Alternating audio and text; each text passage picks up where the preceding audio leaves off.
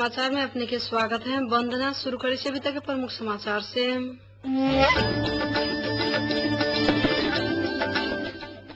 नवलपरासी के दाउने में भेल बस दुर्घटना में 5 गोटे के भेल मृत्यु, करीब 22 गोटे यात्रु भेल घायल। प्रधानमंत्री डाक्टर बाबूराम भट्टराई नेपाल के लिए अमेरिकी राजदूत स्कॉट डेलिसी आई भेल भेंटवार्ता। कांग्रेस लगायत विपक्षी दल सब विरोध सभा में सहभागी होए के लिए कयलक अपील। प्रधानमंत्री के पद मुक्त करे के लिए बृहत मधेसी मोर्चा राष्ट्रपति के कयलक आग्रह।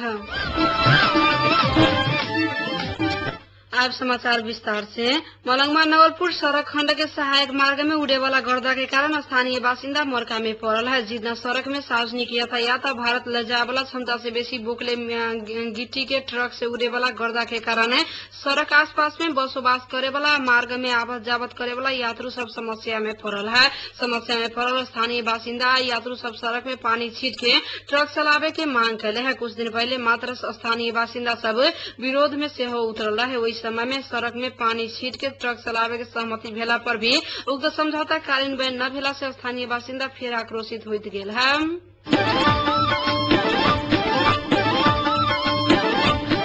सर्लाही में पिछड़ा वर्ग के लिए आयल बजट के विषय में विवाद उत्पन्न भेला बाद 23 लाख बजट फ्रीज होए के अवस्था में पुगल है। नेपाल पिछड़ा वर्ग महासंघ ओबीसी के जिला समिति में आबद्ध बाहेक पिछड़ा वर्ग के ही दोसर समूह बजट परिचालन में अपन भी सहभागिता चाहला के बाद बजट कार्यान्वयन में विवाद भेल है। महासंघ के जिला अध्यक्ष सुरेंद्र महतो पिछड़ा वर्ग के लिए आयल 23 लाख बजट स्वीकृत भे चुकला के अवस्था में अधिकार विहीन दोसर समूह झंझट कैले है। वही के आधार में स्थानीय विकास अधिकारी उमेश बस्नेत समेत बजट कार्यान्वयन में आलटाल कैले से आरोप लगैलन। बजट परिचालन के लिए नीति अनुरूप स्थानीय विकास अधिकारी बस्नेत की अध्यक्षता में 7 गोटे कार्यालय प्रमुख तथा महासंघ के तरफ से 6 गोटे सदस्य सम्मिलित उत्थान समिति गठन भेज चुकल के अवस्था में राजनीतिक आधार में दूसर समूह खड़ा भे के रास्ता में बखेरा निकालने से अध्यक्ष महतो के दावी रहल है। महासंघ के निर्णय बमोजिम गठन भेल उत्थान विकास समिति ही बजट परिचालन के आधिकारिक निकाय भेल से दावी करित महतो दोसर समूह देखा पड़े के बजट फ्रीज करे आवे के षड्यंत्र भेल से आरोप लगैलन।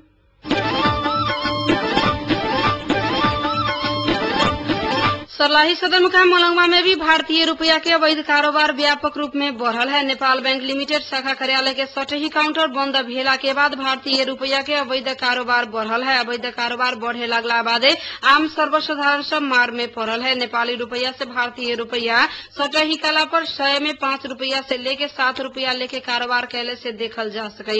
स्वास्थ्य उपचार से लेके घरायसी सामान खरीद करे के लिए समेत सर्लाही के दक्षिणी क्षेत्र के जनता के भारत जाए के पड़ला से 60 के समस्या भेला से मरका में पड़े लागल है।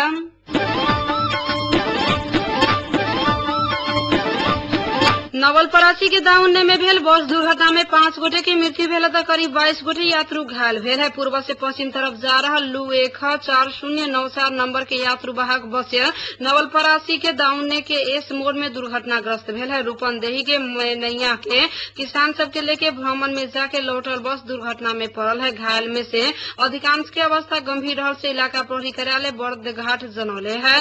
घुमाउरो रास्ता में बस अनियंत्रित भे के सड़क से करीब 200 मीटर नीचा खसल से घटनास्थल पहुंचल प्रहरी नायब निरीक्षक यदु रिमाल जानकारी देलन। घटनास्थल में अभी घायल यात्रु सबके उद्धार कार्य जारी रहल है।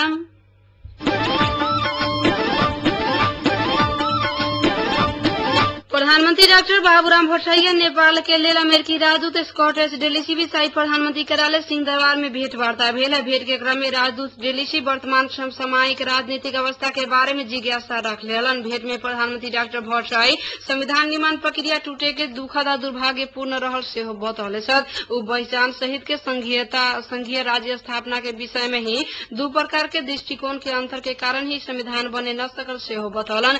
संविधान सभा के म्याद थपाए न सकला बाद विघटन भेल बाध्यात्मक अवस्था में निर्वाचन में जाए के पड़ल से प्रधानमंत्री बतौले। भेंट में राजदूत डेलिसी शांति विकास आ लोकतंत्र के पक्ष में हर हमेशा अमेरिकी सरकार सहयोग करत से प्रतिबद्धता जनायलन।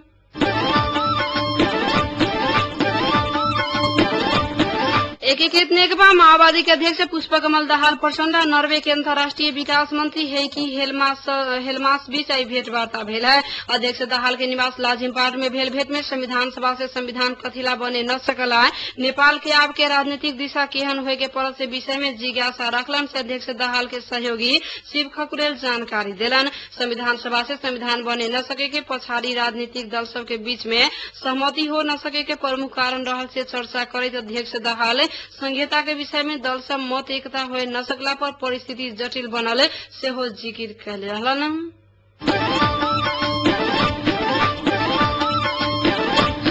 राष्ट्रीय सहमति के सरकार के लिए प्रधानमंत्री के पद मुक्त करे के लिए बृहत मधेसी मोर्चा के नेता सब राष्ट्रपति के आग्रह कैले है। राष्ट्रपति के भेटे के लिए मोर्चा के नेता सब राष्ट्रपति भवन शीतल निवास पहुंचल रहलन। राष्ट्रपति संग के छलफल बाद बृहत मधेसी मोर्चा के संयोजक उपेंद्र यादव प्रधानमंत्री असंवैधानिक रूप में चुनाव में जाए के निर्णय कैले ओकरा बारे में जानकारी करायल गेल सेहो बतौले छै। तू समाज संचार कर्मी सब संगे बातचीत करित प्रधानमंत्री के पद मुक्त न कैला तक सहमति के वातावरण बने न सकत है। राष्ट्र प्रमुख के हैसियत राष्ट्रपति मुलुक के निकास देवे के लिए भी जिम्मेवारी निर्वाह करे के सेहो बतौले छथि। यादव मुलुक जटिल अवस्था में रहला से अभी के अवस्था में नया चुनाव संभव न भेला ओकरा लेल संविधान के विभिन्न धारा सब संशोधन करे के सेहो जिक्र कैलन।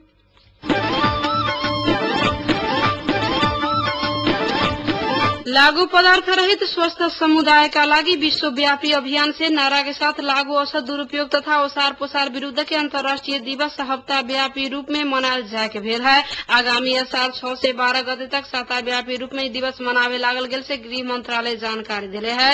नेपाल में लागू औषध प्रयोगकर्ता सब कितना रहल से यकीन तथ्यांक न भेला पर भी विक्रम संवत 2063 के तथ्यांक अनुसार 46,309 रहल है। लागू औषध नियंत्रण तथा एकर ओसार पोसार नियंत्रण के लिए लागू औषध नियंत्रण 2033, लागू औषध नियंत्रण नीति 2063, लागू औषध नियंत्रण रणनीति 2066 या लागू औषध प्रयोगकर्ता के लिए उपचार तथा पुनर्स्थापना केंद्र संचालन निर्देशिका 2068 रहल बैठक में जानकारी करैले रहलन।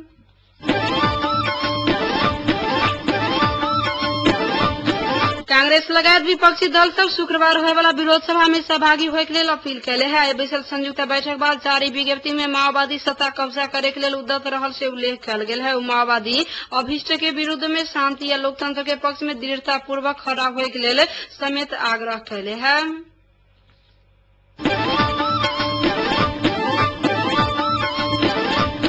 मध्य समाचार के अंत में प्रमुख समाचार एक बार फिर से।